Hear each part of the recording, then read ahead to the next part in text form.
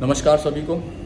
तो आज का टॉपिक बहुत ज़्यादा इंटरेस्टिंग होने वाला है और ये टॉपिक ऐसा है जिसके बारे में बहुत कम लोग बात करते हैं और मेनली मैंने तो नहीं देखा अभी तक कोई भी इसके बारे में डिस्कस कर रहा है या बता रहा है या नॉलेज शेयर कर रहा है। क्या है कि क्योंकि इसके बारे में नॉलेज ज़्यादातर जो हमारे ट्रेनर्स हैं, जो हमारे इन्फ्लुएंसर वगैरह हैं, उनके पास है ही नहीं, क्योंकि ये थोड़ी सी साइंस है। अब ये साइंस को आप साइंस की तरह समझेंगे तो आपके सारे डाउट क्लियर हो जाएंगे। और अगर आप इसको ये समझेंगे कि ये तो एक सप्लीमेंट है, anabolic steroid is like supplement, fat burner और कुछ भी, तो फिर आपको कंसिक्वेंसेस झेलने पड़ेंगे। तो सबसे पहला जो है वुमेन फिटनेस में, वो विंस्ट्रॉल और अनावर, ये दो ऐसे कंपाउंड है जो बहुत ज़्यादा यूज़ करे जा रहे हैं।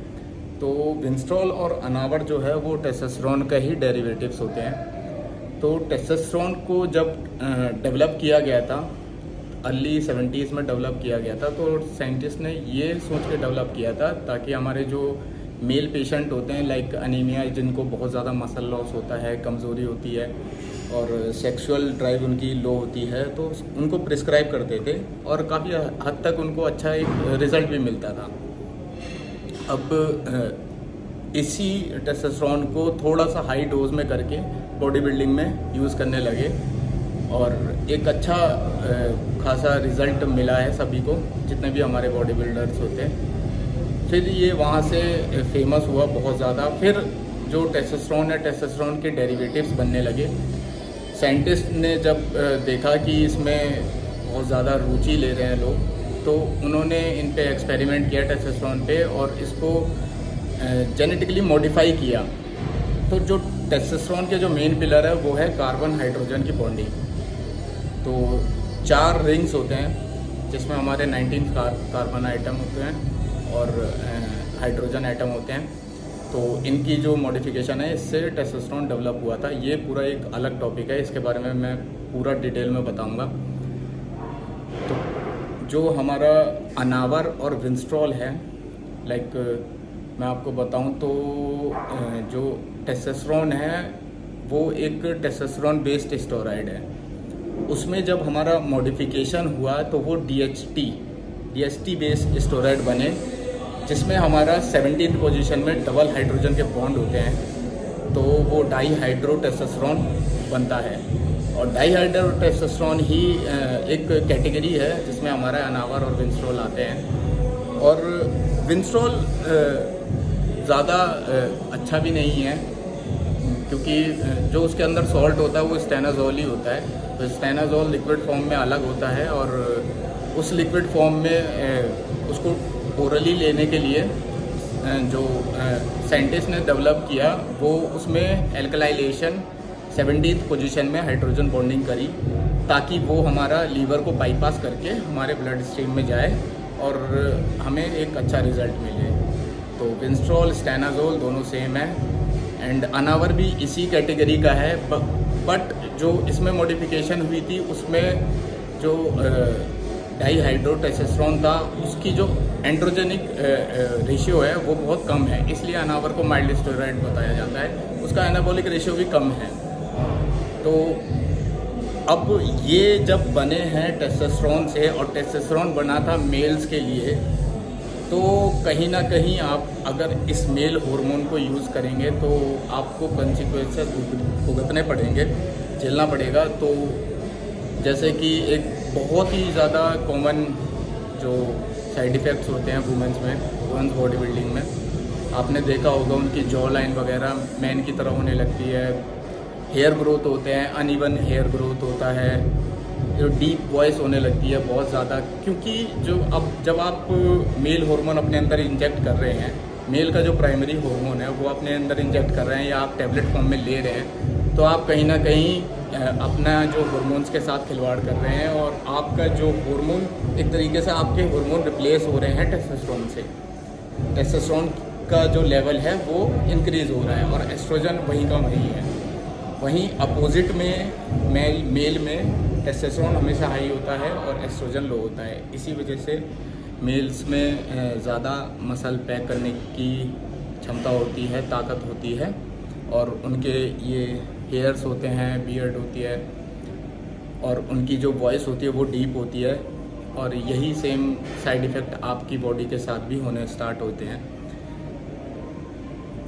और एक और मेजर साइड इफ़ेक्ट है जो इरिवर्सिबल है, मतलब आप उसको ठीक नहीं कर सकते हैं। अगर एक बार वो हो गया आपके, तो आप चाह के भी उसे ठीक नहीं कर सकते, बहुत टाइम लग जाता है। और आई डोंट थिंक कि वो ठीक होगा, बहुत ज़्यादा आपको मेडिकेशन पे जाना पड़ेगा।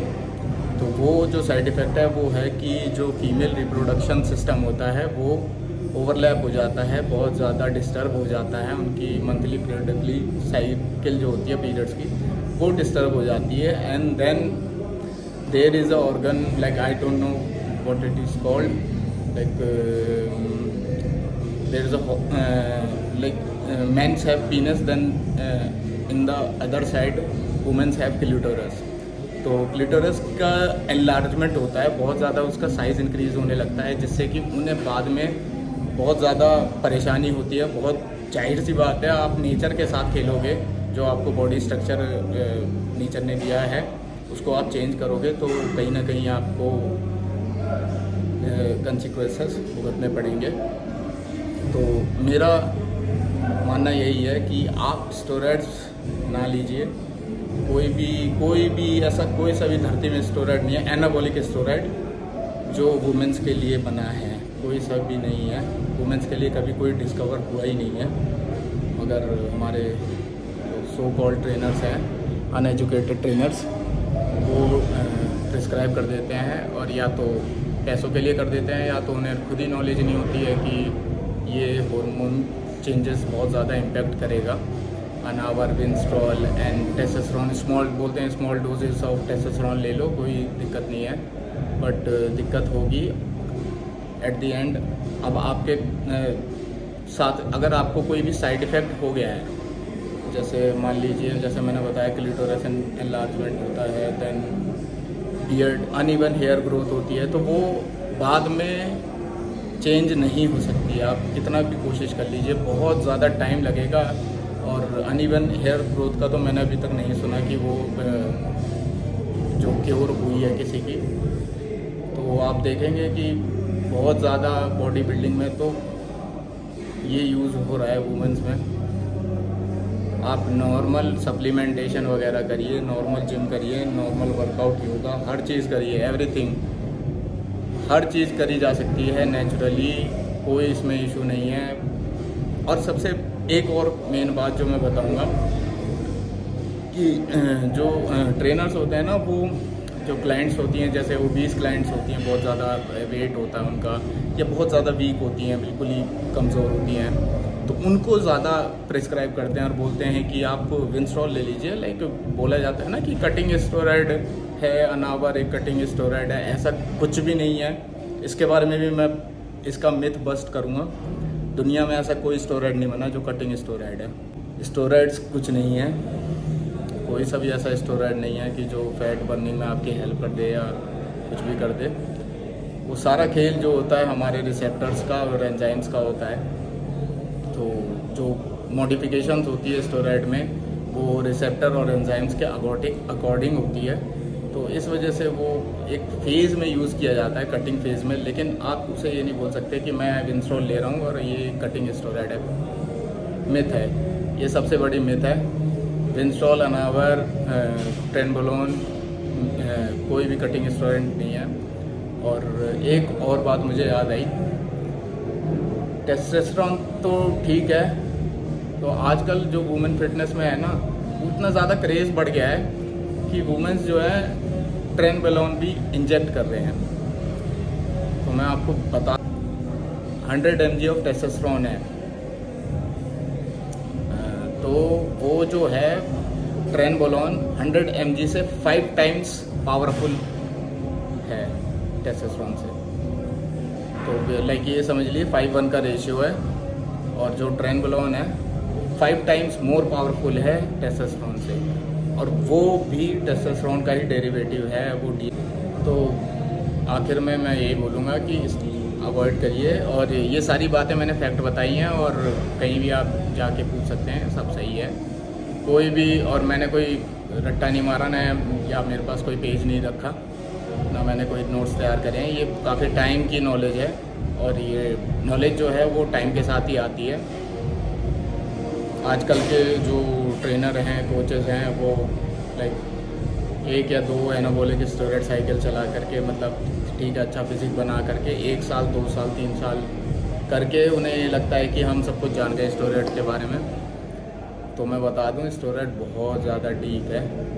अगर आप इसकी जो बॉन्डिंग है ना, कार्बन हाइड्रोजन की बॉन्डिंग में अंदर जाएंगे और पता करेंगे कि ये बना कैसे है आखिरकार, और इसमें कौन कौन से रिसेप्टर्स और एंजाइम्स हमारे वर्क करते हैं, किस स्टेरॉइड के साथ कौन सा एंजाइम कौन सा रिसेप्टर वर्क कर रहा है, तो आपको बहुत टाइम लग जाएगा जानने में। तो अवॉइड करिए इन चीज़ों को, फॉर फीमेल्स ओनली, बाकी तो मर्जी है। और ऐसे ही एक और मिथ बस्ट करने वाला हूँ मैं नेक्स्ट वीडियो में।